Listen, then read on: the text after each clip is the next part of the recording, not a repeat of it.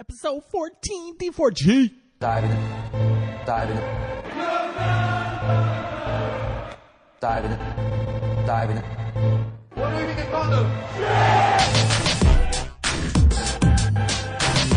Diving in. Diving in. Glory. Diving in. Diving in. Glory.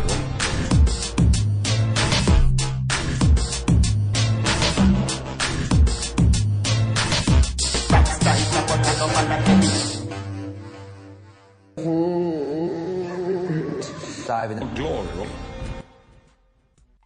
Uh-oh. He's all alone. He's all on the break, all by himself. Of course, YOLO!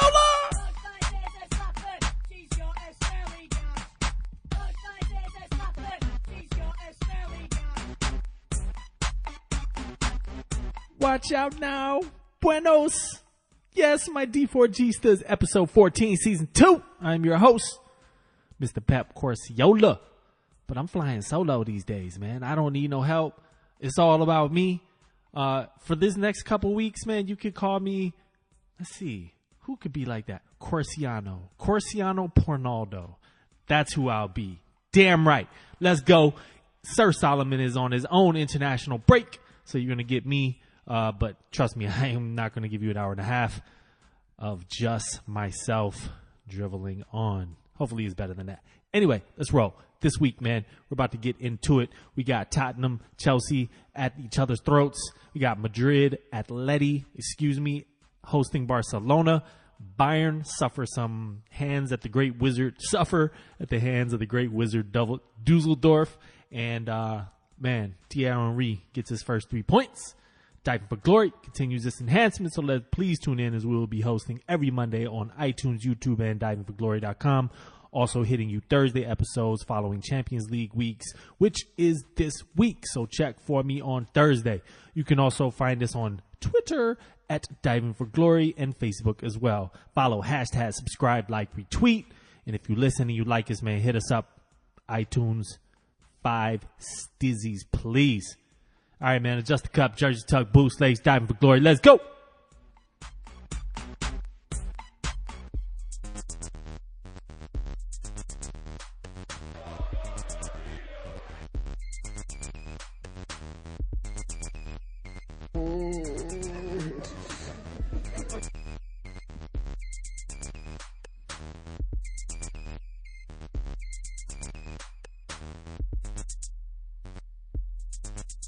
Yeah, get it. Corsi. Ola. Yeah, I know I just said Corsiano. Anyway, man, we're going to get right into it. Hit you off, start you in the Premier League with Tottenham hosting Chelsea at friendly Wembley. And this motherfucking game was a clinic in how to bust Chelsea's ass. Tottenham show up. 3-1, put in that work, basically man mark Jorginho, and you throw Chelsea out of their entire, rhythm or whatnot. At least that's what the thinking goes. A lot of talk here about Sarri's 4-3-3 and his personnel. Some people think he should have, not started Morata, maybe hit off with Pedro instead of Willian. Also Ross Barkley, who looked it looked solid when he came in. But Tottenham had their cards right here, man. They had everything in order pretty much. And we got to give shout out here to Musa Sissoko, who's, man, I'm not going to say he's been like balling, but yes, I'm going to say it. He's been playing so solid for them, and he's like filling a need.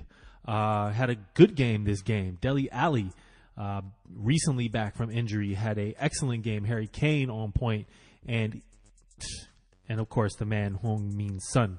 Not sure what else to say here, man. Tottenham came, they did these boys in, man. It was 2-0, and then they got one back, but Min Sung put in work, and that was pretty much it, man. Total domination here by Tottenham in my estimation, man. 18 shots to 13, 9 were on target to only Chelsea's 2. Again, if you're strangleholding that, that midfield of Kovacic, Kante, and Jorginho, you're just not going to get any service to Hazard, which is really what you're trying to stranglehold, in my opinion, when you play Chelsea. Alvaro Morata, again, another toothless performance. He shows up. He's going to score goals just by, in my opinion, just by being, that guy that's the striker for Chelsea. So every now and then he's going to score some goals. But, fast start last year, 10 goals, didn't get much after that. They are suffering so much with that. But that didn't matter this game because the service just wasn't there, in my opinion. Spurs came out, were intense and physical, and the press was high. And, man, they came and got all 3 points. And I think we've been seeing this bubble up for the next few weeks, or for the last few weeks regarding Chelsea and their defense. David Luiz, as athletic as he is as good on the ball as he is, the guy just kind of seems to make mistakes consistently. The jury's still out on Rudiger, even though my co-host loves him some Chelsea and loves him some Rudiger. I don't know what else to say about that, except the Spurs went in. And that basically will put the Spurs right up there, 5 points behind the leaders. They are in third place now, 3 points off Liverpool. They're 2 points up on Chelsea and 3 points up on Arsenal, who they have coming up this week. And I believe they also have them coming up in the EFL. So, yeah, some North London derbies, I guess. I could be right about that this time. Or I could just quit saying the part of town and just fucking say London derbies. Word up. That's how that went down. Tottenham got it in. Man of the match here, we're going to give to Dele Alli, in my opinion, his press, his control in midfield, and goal scorer as well. The dude balled out, man. The assist on, they're going to say the assist for the Heung-min Son goal, but, man, dude, he just got it out to Son. Son did pretty much all the work, broke them down. Let's move along, man. Next game.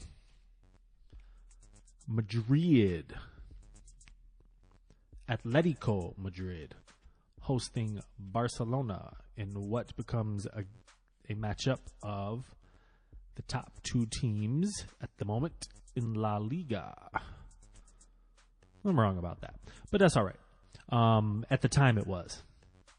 And Barcelona fares pretty well against Diego Simeone, actually, and they were at the Wanda Metropolitano. And I swear, I promise, it just kind of goes like it usually goes. Neither team doing much. Not sure much either team deserved to win this game, but it was intense. And it was, tactical to say the least. 3 total shots by Atletico and only 8 for Barcelona. Barcelona with only 2 on target, even though they had 70% possession. I mean, you're doing exactly what Atletico wants you to do in this scenario, which is passing around without actually getting any, substance as far as what you're trying to, as far as creating opportunities. But looking at the lineup, you see that Valverde opted to go a little more defensive. He's been running 4-3-3 all year. He came out this game in a 4-4-2. Arturo Vidal started this game along with every other midfielder that they have on the fucking roster. But no Coutinho. Not sure if he's injured or if he picked up a knock or anything. But Arturo Vidal, Arthur, Sergio Busquets, and Sergio Roberto, who actually came off due to injury at the end of the first half. Samuel Umtiti started in this game. I want to say this is his first game back from injury, which is kind of shocking. And then Semedo also made the start here. And again, this is tried and true as far as it's not tried and true. Actually, he has a few interesting lineups here, lineup changes here with Lucas Hernandez partnering with Stefan Savic in the middle. And then Thomas Lemar also making a start. They also ran a 4-4-2. So, a lot of this work was done in midfield. Not a lot done in the final third. There was some opportunities missed on free kicks and such. With all that being said, Diego Costa almost pulled a goal almost scored a lovely goal with a nice run right down the middle. Got the cross, except PK happened to stamp his foot out there, just barely missed it. But a few minutes later, Diego got his money, hit him off with the header. Feel like Strategen could have done better. It was like right over his head, which there wasn't much space, but powerful header. Things happen in real time, man. I can't critique Ter Stegosaurus that much, but they go up 1-0, and at that point, Ousmane Dembele comes on for Arthur. You got to try to win the game. Also, Malcolm makes a appearance here to try to win the game here. Let's check on that. I'm gonna say that. I'm gonna say that Coutinho was probably. Oh no, here we go. Yeah, Coutinho was injured, out, doubtful, and Ivan Rakitic was suspended. So neither one obviously played in this game. But Dembele comes on after the goal. You're trying to win. He comes on in the 80th minute. Hey, distraction, no practice. We're talking about practice. Dembele shows up and does what he does, which is score goals. But beautiful assist by Lionel Messi. Of course, whatever, the norm. But Dembele still had some work to do. He took one dribble, moved it to the left, and beat the keeper. And also a failed attempt by Savic, maybe, or the center back to get it off the line, and it ricocheted in. But it was not an own goal. His shot was on target. Dembele, clinical, big moments. Dude, he scored against Sevilla. He scored against Real Madrid. He scored against Atletico. Like, I understand, but the kid is 20, man. Like, I just need some more of him on the field. And then you need to figure out what to do with him. Somebody on that, you need to rotate that midfield, in my opinion, between Arthur and Coutinho. Keep Coutinho in midfield, as I think Sir Solomon had said earlier this year, and like run Dembele up there, man. Like, what's up? All that being said, that allowed both of these teams to be jumped in the standings. Barcelona with 25 points, Atletico Madrid right behind them with 24 points. They are doing what they can do. Yeah, I want the full, man. Give me that. 7 wins, 4 draws, 2 losses for Barcelona. I mean, at the end of the day, either Barcelona is just down or all the big teams in La Liga are down, and this is just looking like a better league by the day with super competitive teams. It looks to be pretty tight in the top 6, but we'll get back to that a little later.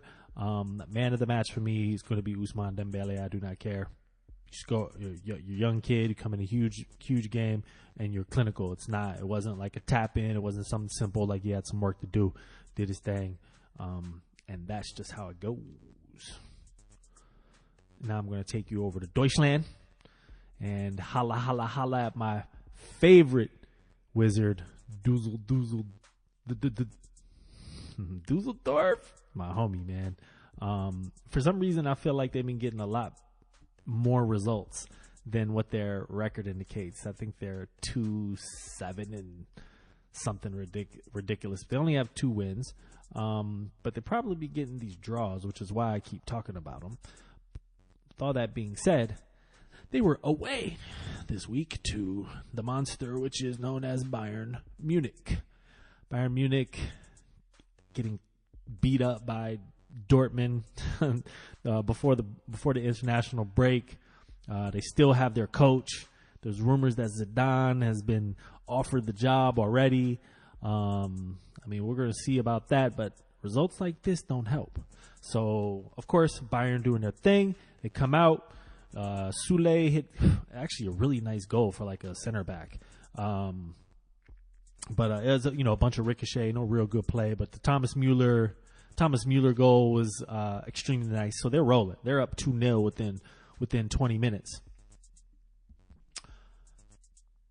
End of the half, though, they get hit up by Dodi Lukabakio.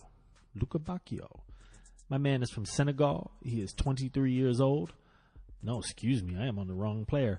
My man is from Cote d'Ivoire, and he is 21 years old. Super young kid out here starting at the number 9 position for Fortuna Dusseldorf. He hits him up, man. 44th minute, 2-1, it goes in. So there's a little bit of life. You don't really believe it. I mean, Dusseldorf just doesn't have that. Just doesn't have that mentality. Just doesn't have that clientele, that personnel, whatever you want to say. And come out second half. Mueller with the beauty of a third goal, man. No, I think the first one was the beauty. It was the beauty where he caught it from the. It was a super long pass. It was one of them. It was worth checking out. But he caught it off of. It was a set piece. Caught it off of a set piece. Put that joint down. Put it down with 1 foot, and then lightly nipped it right past the keeper. It was excellent, man. You should really check it out if you can. Just look up the goals from this, whichever goal it was. So they're rolling. This 58th minute, 3-1 Bayern. We're gonna get these 3 points. We're back on. They take off Ribery. They bring on Robin doing their and then they get hit up again by Dodi. Luku Bacchio hits him up 3-2 on the break. Yo, and let me just say, beating Nur twice in a game, like, I mean, these were sweet goals. The first one he put basically around Nur. Nur went to close his legs. He put the goal around him in a very tight space on the edge of the right near the post, in between Nur and the Neuer and the post. Wonderful goal. The second one here, he gets as on a break and just beats him again, man. Like, dude, I mean, like, I can't. You're a 21-year-old kid beating one of the best goalies in the world twice. So they go on. There's more substitutions on both sides. Matt Hummels comes on for Mueller, and I guess that must have been the signal that it's time to blow it, because Dodi Lukabakio hit him up again. And I mean, the same way, got a quick little outlet pass. He beat the center back. He muscled him off, and then he put it right through Neuer's legs.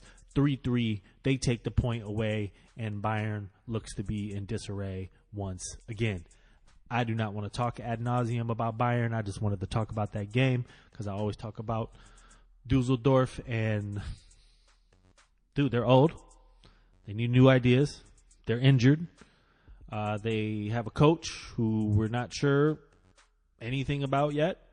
So it is what it is. They're going to get hit up, which leaves them in 5th place at the moment. And Dusseldorf is 2-3-7. So they're at 17th place. So they lost at basically the very last place team of the whole damn league. Or they did not lose. They dropped 2 points. Sorry, Bayern. I do not feel sorry for you. I think you know who the man of the match is, though. And that would be,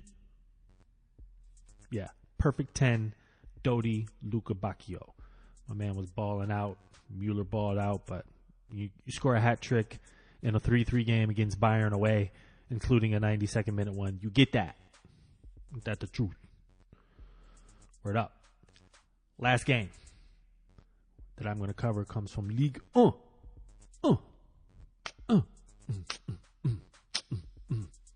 Yeah, that's to have no dead space in your face. I say, yeah. So it's Monaco Cannes hosting Monaco. And it gets the mention because football legend Thierry Henry recently taken over as coach. He's got a few draws, but he hasn't gotten a win, I believe. And they got off the schneid here and got all 3 points with a 1-0 off a beauty of a free kick by Radamel Falcao. There's not much more to say other than the game was also saved at about the 90th minute as Monaco cleared a very close shot by Ken right off the line. The goalie was beat. The defender was there, kicked it off. They took all 3 points home. As bad as they've been, they're only 2 points out of they're still in relegation zone, 19th place, 10 points, but 3 points will see them out of the relegation zone. 2, 4, and 8, they're struggling. Cannes is the other candidate. Cannes is the candidate for this game, for relegation as well, as they are in 17th place, only 2 points above Monaco. So, congrats though, Thierry Henry. Get your tree. And we shall move on to the big league reviews.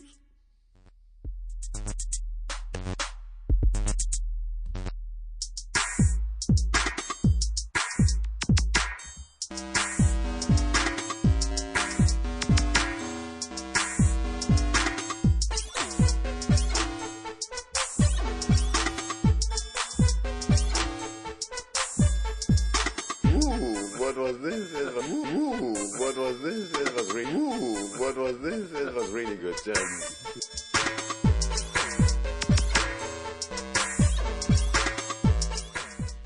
right. So you know how we do. We're gonna give it to you real simple, man. Quick review of these matches, a review of the standings, and then we're gonna move along. Word up. Hit you off with Everton hosting Cardiff City. Everton gets it cranking, 1-0. They take all 3 points. Gylfi Sigurdsson in the 59th minute with the only goal here. Kind of, I swear, man, that they they should just be better, higher than they are. I mean, damn. Okay, that's what I thought. 6th place for Everton right now. 6-4-3. Only 3 losses, man. That's solid. And if they had turned some of those draws into wins, they'd be looking at possibly a top 4 position. But much better performance by them, early season performance than last year for Everton. Moving along. Brighton Hove hosting Leicester. We get a 1-1. Leicester City with the red card early in this game for simulation. You got James Maddison had a 26-minute foul and a 28th-minute simulation. Done. Come on, son. What you doing? What you doing, son? That's after going down 1-0 in the 15th minute, and it's a motherfucking Jamie Vardy party. 79th minute, 1-1. Leicester rescue the point. Moving along, the champions known as the Citizens, Manchester City put it on West Ham. 2 wonderful goals by Leroy Sané. Another beautiful one by David Silva. And of course Sterling with a goal and an assist in this game. 4-0, waxed West Ham. They were not that pleased with their performance. They said they left a lot on the table, could have done better, which is to say something, for a team that's up 4-0. But Pep said this week that, City could be pushed to break their record again due to the pressure that Liverpool's putting on them, using the Barcelona 2011 team, 99 points? 2012 team, actually, I think. Well, either way, doesn't matter. My math is fuzzy. It's the 2011 team. That's what it was. With 99 points, they beat the Manuel Pellegrini-led Real Madrid team, who had 96 points that year, who then followed up with Jose Mourinho with 100 points to break that record. But either way, my point is that when you're pressed by that type of competition, man, you show up every week. You can't drop points. But speaking of Jose Mourinho and dropping points, that is what they did at Crystal Palace once again. 0-0. Nothing else to say except he threw his players under the... What am I saying? I'm saying the same thing every week about them. They lost. They drew. They did something. He threw his players under the bus. Done. Moving along. Fulham. Southampton. Fulham. Claudio Ranieri. Welcome back to the Premier League. He takes control of Fulham. And they get all 3 points with a 3-2 over Southampton. Alexander Mitrovic with the brace here. Andre Sherrill with the third. Ryan Sessegnon with 2 assists. Balled out. All of a sudden, got that new NMS, that new manager syndrome. They put this away in the 63rd minute. Went up 3-2 on Alexander Mitrovic. Wonderful goal. Took all 3 points, man. Much needed for a team that's sitting in the bottom of the table, and they are actually the very bottom of the table. But Fulham, Cardiff, and Southampton are all tied at the bottom of the table with 8 points. Yes, sir. That's how that goes. Moving along, Watford hosting Liverpool.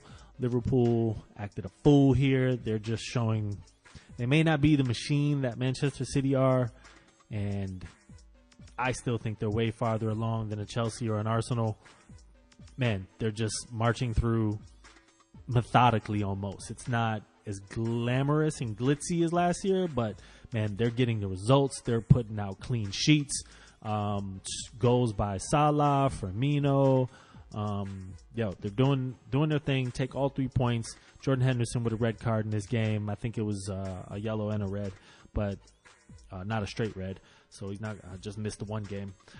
Liverpool with the Merseyside derby next week.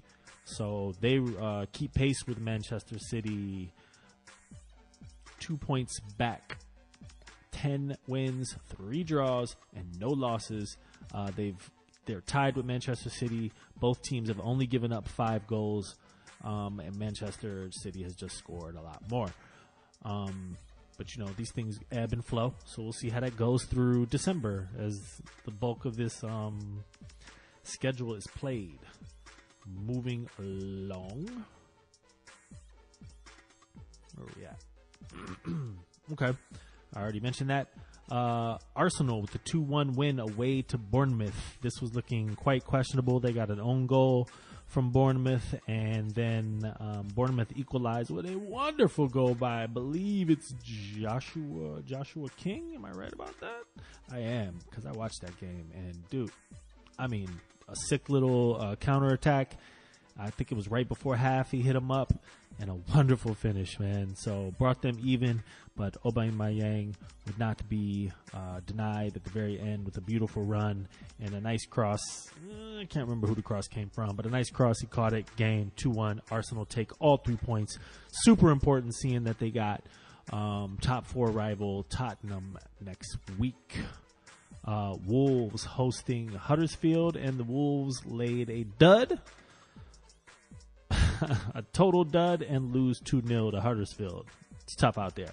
As we speak, Burnley, who sit 17th place with 9 points, so they're only 1 point out of the relegation zone. They are down 2-0 to Newcastle United, who the one thing they don't do is score goals. So they decided to help him out, Ben Mee, with an own goal 4 minutes in, and then Syrian Clark hit him up again, 23rd minute, 2-0 Newcastle at the moment.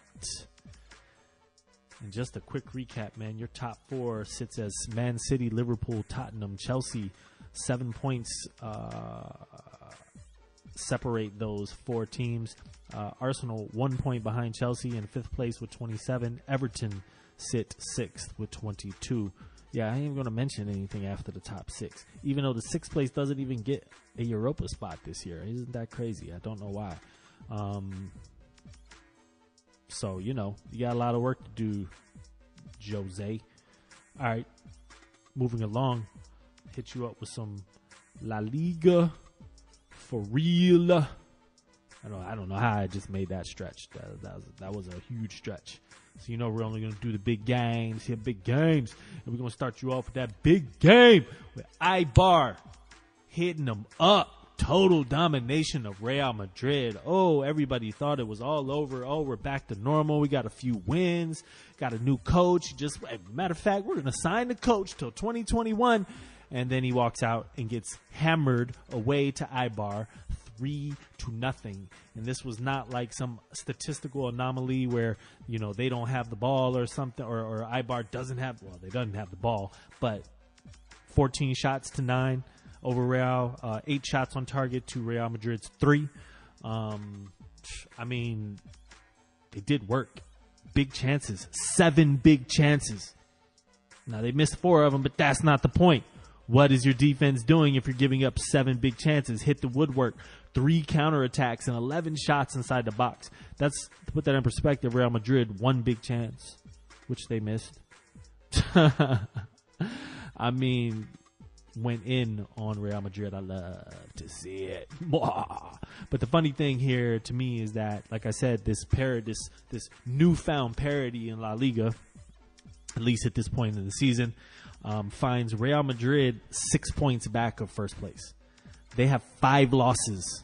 13 games in a season, they have 5 losses, and they're 6 points back of first place. So you never count them out. And everybody's going to see, if they win the league, if Real Madrid wins the league or something like that, every other team is just going to flip. I mean, you got to hate yourself this year. You got to. It's tough. Moving along. I love this type of events I like, though. All right. So, Valencia with 3-0 over Rayo Vallecano. Some nice goals in that game as well. I already mentioned the Atletico Madrid result. Sevilla with the 1-0 over Real Valladolid, and that put Sevilla top. I do not care what Sir Solomon says. I'm going to say it because you're not here, man. What? No, seriously. I think they got a chance this year. I mean, hopefully they'll be done with Europa sooner than later, and then can focus on the season. You're obviously looking at a down transition year for Real Madrid. I'm not sure what's going on in Barcelona. They're trying to like re-switch their system or re-switch it back and bring on some new players. So they're showing some kinks as well. But this is a nice chance. We're a third of the way through the season roughly. So we'll see what it looks like after January, say. Either way, moving along, Girona with the 3-1 over Espanyol. Espanyol playing well. It's a tough loss for them. They were at home for this game. Another Catalonia derby there. Villarreal with the 2-1, though. They've been on a nice little run lately over Real Betis. And as we speak in the 53rd minute, Real Sociedad, always a tough go at home, are leading Celta Vigo 2-0. Your top four in La Liga stands as Sevilla, Barcelona, Atletico Madrid, and Alaves still up there. Can you really imagine that? Alaves, which I meant to mention, they even lost, and they're still top four. Leganes beat them 1-0. Come on, Alaves. This is your chance. You don't have a chance. For all the people that listen out in Alaves, wherever that's at, yo, do your thing. Best you can. With all that being said, as I was mentioning, Sevilla, Barcelona, Atletico Madrid, Alaves, 5th place Espanyol, 6th place Real Madrid, 1st place to 6th place is separated by 6 points. Amazing stuff. Better than some other leagues who will remain nameless, at least until I get to you. Oh, well, looks like I'm on you. Serie A, also known as Juventus's bathroom. I wish I knew what that was in Italian, because I would attempt to say it. But since I don't, let's get on to these results. Roma doing their Roman thing, which is losing. I just don't know what's up with them lately, man. They lost 1-0 to Udinese. Sucks to be you guys. Juventus with a wonderful goal by Cristiano, and the second goal kind of stirred up by Ronaldo. 2-0 over Spal. Inter 3-0 over Frosinone. Keita Balde out in his game. 2 assists and a goal. His first goal for Inter. Some good play by the kid, man. Coming along nice. He's the 23-year-old from Senegal. That's who I was looking at earlier. Anyway, moving along. Parma with the 2-1 over Sassuolo. Parma's balling out, and I have to mention them because Parma is now 6th place. 20 points. They're above Roma. Like, this is a team that just got promoted.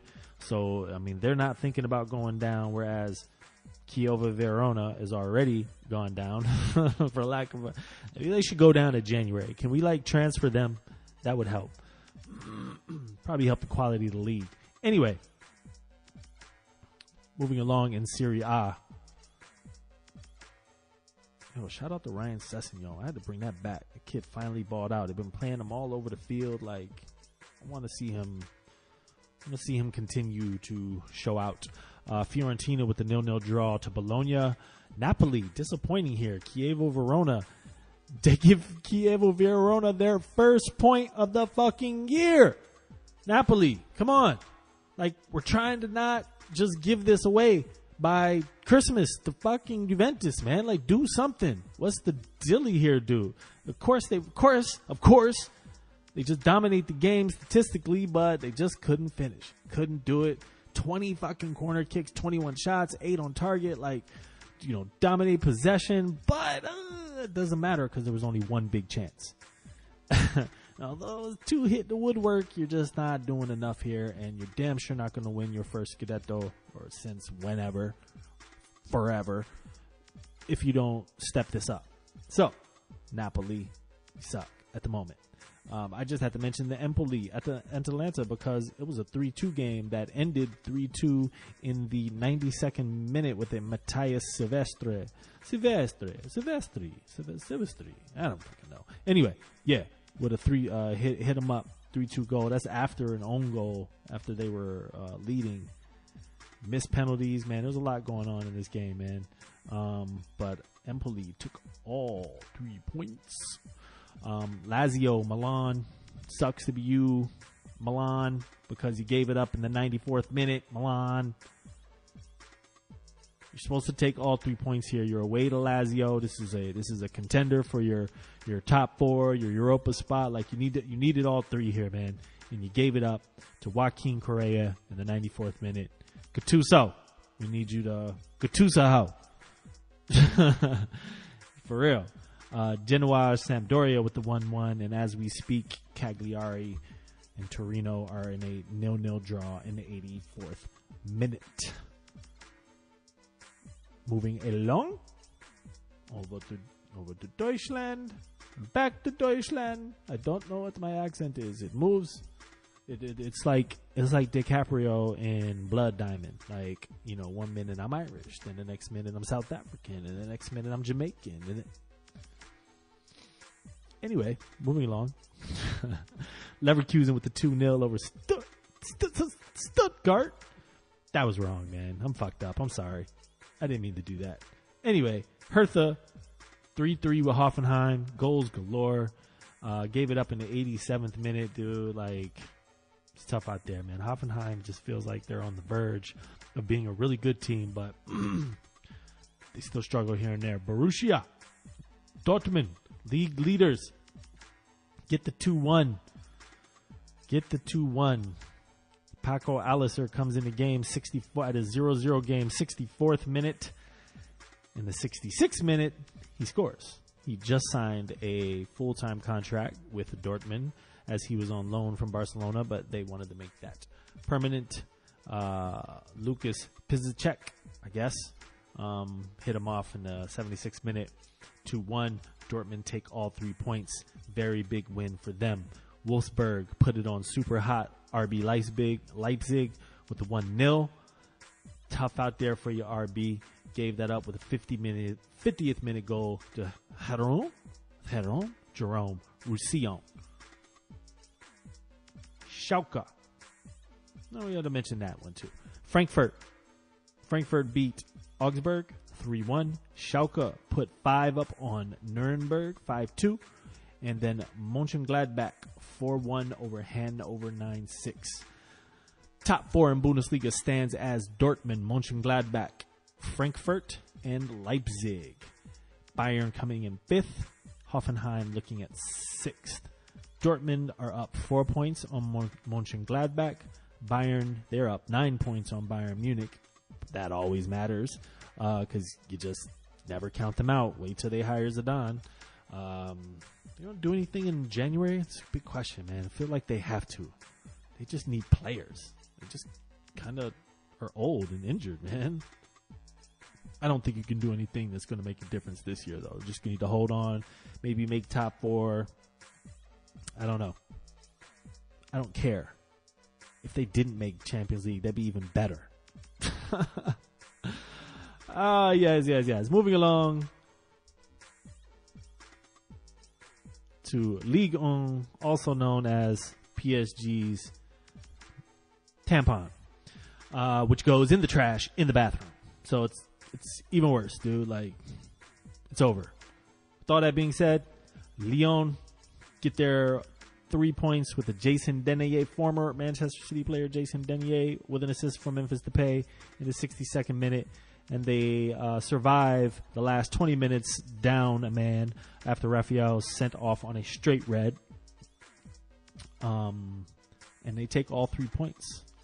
PSG take all 3 points against Toulouse. They were not there to lose as Edison Cavani scores in the 9th minute, and they proceed to be, basically do nothing the rest of the match, like coast. They had a lot of the ball, but they had less shots, less on target.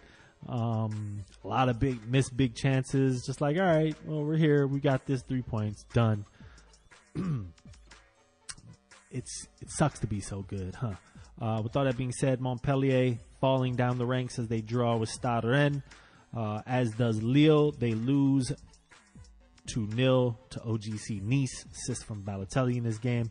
And Marseille, away to Amiens, gets the 3-1 victory. Top four in La Ligue, in Ligue 1 stands as PSG. They have a 15-point lead on second place Lyon, Montpellier and Lille both with 26 points, third and fourth respectively. So if you don't get fourth place in Ligue 1, you're not getting any Europe. Marseille sit a spot back of that, and then there's a nice little group of teams following that up. And that was the Big League Roundup.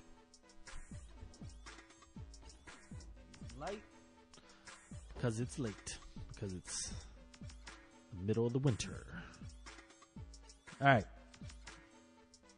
I'm going to hit you off the last section of the midfield. That is the Champions League preview. I'm going to keep this kind of short, though. Just talk about these big games, as we will hopefully touch the last match day a little bit more in depth, as it will be a lot to play for. A lot more will be on the line. Burnley pulled one back at halftime, by the way, 2-1 Newcastle at halftime. First of all, we're looking at Lyon and Manchester City. This is not remarkable, but this is worth the mention, because fucking Lyon served up Manchester City last time, which has been Manchester City's only loss of the season so far, and they have totally turned it around in Europe. I believe they have not lost since then, but yeah, man, look for this game. Should be fun. See if Nabil Fekir plays, because it doesn't seem like he plays as much as he used to. Maybe they're just saving him to sell him. Nice. Anyway, man, you're just not going to give me any of them. There we go. Champions League. Yeah, let's pull them out. Matches. Yeah. Standings. That's what I really wanted. All right. Sorry for that. Yeah, they have not lost. 3 straight wins for Man City. Both of these teams are in the top. They're in position to go through. Lyon they can't clinch. But they're still in control of their own destiny at this point. Man City can clinch with the victory here. Can also clinch with a draw. So good for them. Roma and Real that day, whatever. Anyway, moving along to the next day, gets a little more interesting. We got Inter and Tottenham. And all of a sudden, it got grimy for Inter once they lost the game to Barcelona. They drew one of them. They lost one of them. It gets tough out there, because Tottenham, with the victory here, is right back in this. They'll still need some help on the final day. They'll need help, as they will need to beat Barcelona, or at least take a point, and Inter will need to drop points or something along those lines. We'll know more after what happens this week, but they're still alive. At the end of the day, it's going to be tough, but it starts here. You got to win this game. You lose this game, it's toast. You draw this game, it's probably toast as well, I think. 8-5, yeah, I think it would be. But it'd be, I think there's some mathematical shit that's possible. But we'll see. The other huge game, and it feels like this group has a huge match every match day, because they do. Because they are the group of death, even though they're Group C. So the group of, I don't know, killing. Anyway, killer. Liverpool away to PSG. Discussed a million times. PSG. You need to do something on the big scene to show that you're a real big team. Yeah, you got a lot of money. You dominate a weak ass league. You're a regular in the Champions League now. You've made some quarterfinals, maybe even some semis or some quarter. Oh yeah, you make the 16 normally. I think you made a quarter once or twice, but these are the games you got to show up for, man. Mbappe, Neymar, you got star power all around. It's Liverpool, dude. They just got served up by fucking Belgrade. They got served up by Napoli. They got, they're top of this group. This group is 6 points, 6 points, 5 points, 4 points. It's totally open. Liverpool, Napoli, PSG, Belgrade. So Napoli taking on Belgrade as well. Yo, fun stuff. Yeah, man, a lot of stuff up for grabs here, though. As I mentioned, Real Madrid and Roma playing. They're going to play for the. They're both tied at the top of their groups, 9-9. Juventus playing Valencia. Could have clinched had they not dropped those points to Man United, but Man United in good position as they play Young Boys at home. Man United at home, they're at Old Trafford, so that could definitely work in buy Jose another few weeks. Bayern already up on their group. Ajax here,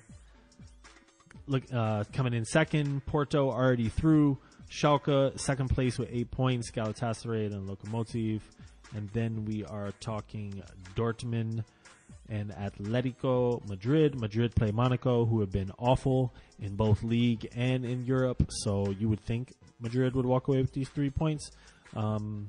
If both those teams win, they are through, though. Dortmund looking very nice as their own. Dortmund and Madrid, their only losses have been to each other, as it should be. Word up, man. That's Champions League preview. We're going to move along to the forwards.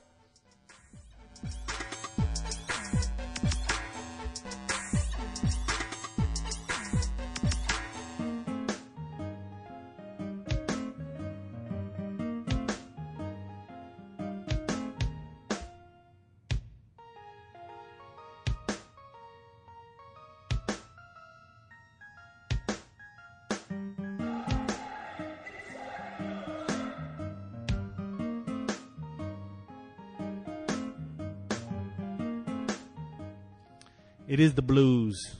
For real, the blues when John Terry is shagging your wife. All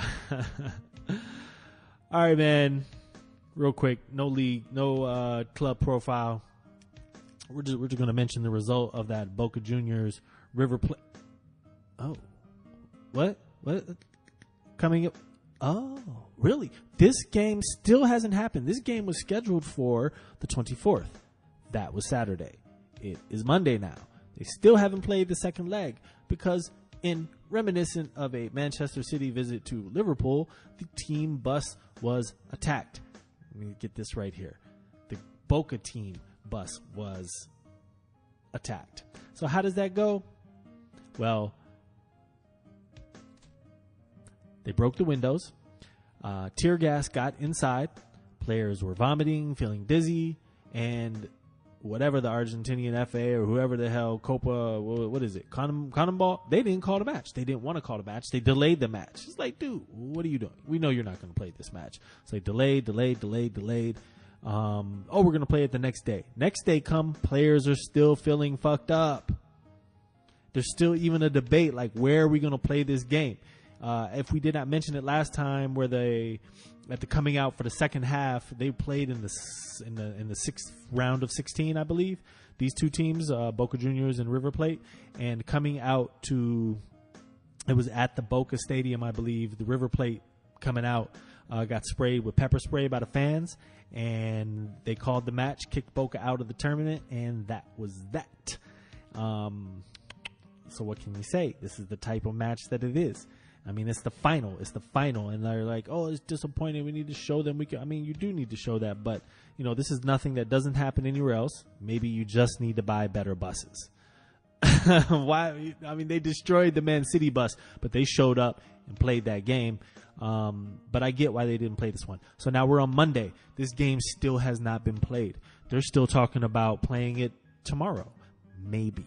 It could be totally abandoned. They could just give the title to Boca Juniors in the same way that they kicked out Boca when the pepper spray incident in 2015. So, I don't know what you're going to do here, but you talk about soccer as life, football as an obsession. Whew. Talk about diving for glory. No. We die for glory. Oh, man. I just wanted to update that. So whenever that game happens, probably we'll cover it here. If it happens. If it doesn't, they may play it behind closed doors. I don't know, man. I just feel like, I think you penalize, me personally, I hate to say it, I think you just penalize the team, kick them out. You got to teach the fans to behave right. It's all fun and games. That's how we do things. But you fuck players up. And now your team has an unfair advantage. Like, even, I mean, honestly, dude, like, even just showing up to the stadium the second time, you're going to be on edge because your team bus just got attacked and broken windows and tear gas got inside. So, you know, those type of things happen. Done. You're done. So fans, behave or your team loses. It's pretty simple. Wow, dude, that was pretty conservative, man. Is that something that Corsiano Pornaldo would say? But moving along, we're going to get some awards real quick. Dude of the week. Come on, man. You already know. Dodi Luca Bacchio. Check him out. Young kid from the Côte d'Ivoire. I wonder where they'll play like the rest of the season, man.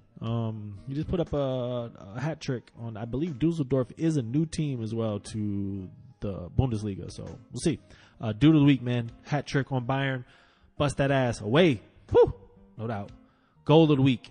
It's a lot, man. It's a lot. It's a lot of goals this week. Trent Alexander-Arnold, killer. Joshua King, killer. Falcao's free kick, killer. Dembele, nice. Sane with a couple. Keita Balde with a nice one. Would cross people over on his and one. Professor type shit. Nah. Gotta give it to the one son. What it do? Min Sung. I hope I'm saying that right. I'm probably fucking that up. But my man got the ball on the wing. It's like 1-on-4. And the announcer was like, oh, he's waiting for support. There's not much here. And then he just blew by Jorginho. He just stutter stepped him. Like, oh, I'm going to chill. No, I'm not going to chill. Jorginho looks like a player that doesn't have pace. And for the position that he's playing, that to me could be a potential issue in the future. Especially when you got a guy who would have been in that position named Conte, who's the best defensive midfielder in the world, that you're not playing in a defensive position. Anyway, going back to that goal, then Sung-min, Son, the fuck am I talking about? Son, Hun-Min Sung, man, my man crosses up, like gets into the box. He's already beat Jorginho, who's pulling on his coattails. I don't know what David Luiz is doing. Like, what are you trying to do, son? Are you trying to slide in? Are you trying to step in? Are you just trying to, like, it was the most but you got crossed up, and then he put it right past Kepa, the keeper. And what you gonna do? Except get goal of the week from Diamond from Glory. That's what. Cheer! All right, man. Moving along. Upcoming games. There's a lot going on next week, and most of it's happening on Sunday. But on Saturday, you do get Lille hosting Lyon, which I think is like some type of rivalry. Fiorentina hosting Juventus, which is just another Juventus, 3 points. But the real shit's on Sunday, man. It's on Sunday, man. Barcelona hosting Villarreal. Yeah. I like the sound of that. RB Leipzig hosting Mönchengladbach. Yeah, top 4 Bundesliga. I like the sound of that. Roma hosting Inter. I like the sound of that too, because Roma need to get off the schneid and Inter need to keep pace. So a lot to play for in that game. Real Madrid, no rest for the weary. They got Valencia at home. Always going to be a tough matchup. And then it's a day of derbies in the EPL. Liverpool at home versus Everton. An upstart Everton. This is not like, you know, they'll show up and get ransacked, but I hope that's not the case. I would love to see a match here with Everton and the very nice believing. I mean, young team, like, you know, yeah. I'd like to see Everton do a little something here. Like, take all 3 points, please. That would be nice. Arsenal, though, at home. Arsenal at home versus Tottenham. So let me double check that, because for some reason I thought that was at Wembley again, but I could be wrong. Let's see what it looked like. Arsenal at home is that's how I go. 9 o'clock, 9:05 on the East Coast. Arsenal hosting Tottenham. This is a huge match, as it's always a huge match, just because it is that derby. But 3 points separate the teams. If Arsenal has any serious aspirations for top 4, I mean, in my opinion, they need to take all 3 points.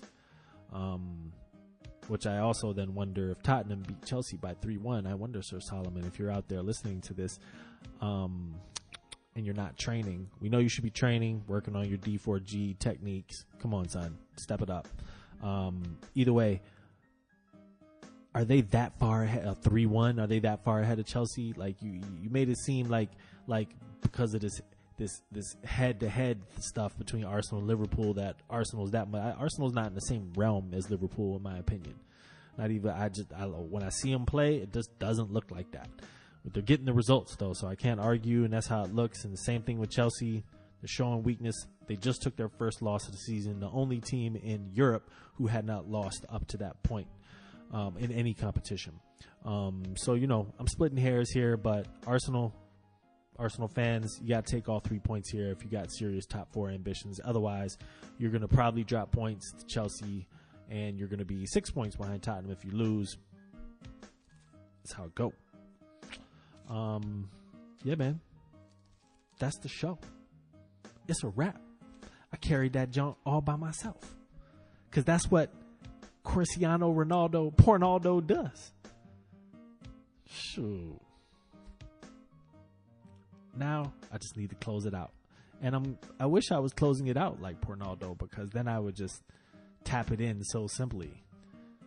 But I'm not. I'm making this real difficult. I'm making this like a Hazard. I'm like dribbling everywhere, dribble, and that match is in the books.